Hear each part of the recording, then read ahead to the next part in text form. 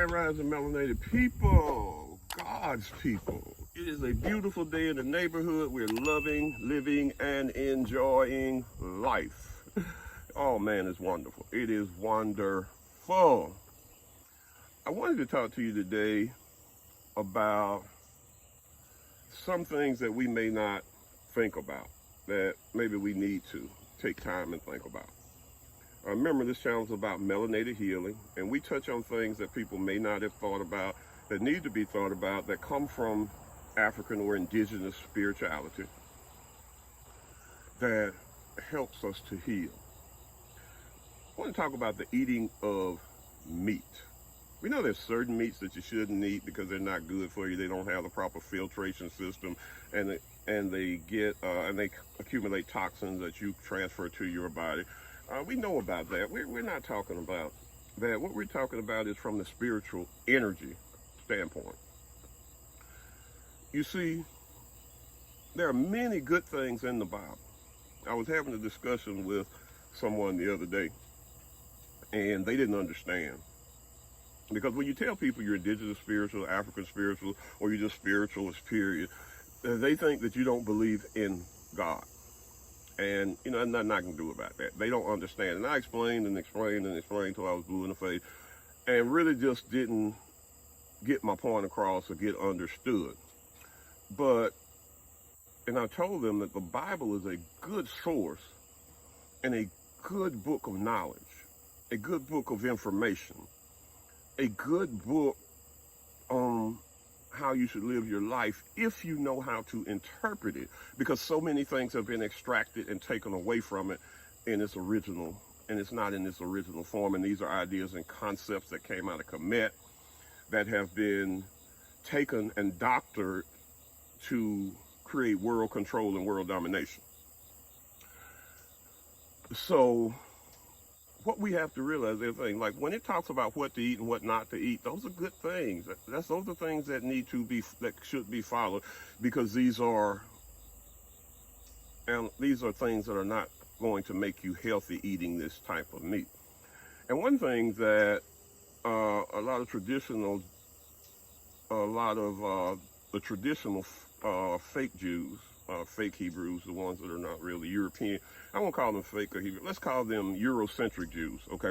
The Eurocentric Jews, or the Eurocentric Jews, they still follow these practices like kosher slaughter. And what I want to talk to you about is eating meat that comes from a slaughterhouse, and I still do it, and I need to stop, and I need to work on it, causes us all kind of problems. You know, I've told you before, my ultimate goal is to do away with meat, basically, if I don't kill it myself or raise it myself, to do away with it.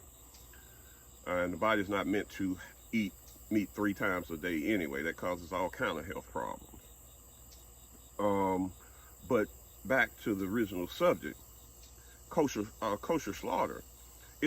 Kosher slaughter is performed by a specially trained person who's known as a, I hope I get this word right, Scotch. They perform the slaughter process using a long razor-sharp knife, and the process is so quick and clean that the animal feels no pain. And that's important to get that kosher meat, you know. And so why is that important? Well, if you've ever been to a slaughterhouse or seen a slaughterhouse or worked in a slaughterhouse, you know the trauma and the energies and things that's there. You know, stick a probe up a cow's butt, shock him to death, or, you know, ringing the chicken. It's just not. The animal suffers a lot of trauma. That trauma and energy is stored in the meat. You therefore process and take the meat. That energy has to go somewhere. Now, I know some people out there say I'm crazy and you don't understand and you don't want to be. That's fine. It's not for you. This is for somebody who's spiritually trying to grow and trying to understand, and who has a basic understanding of energies and energy transference.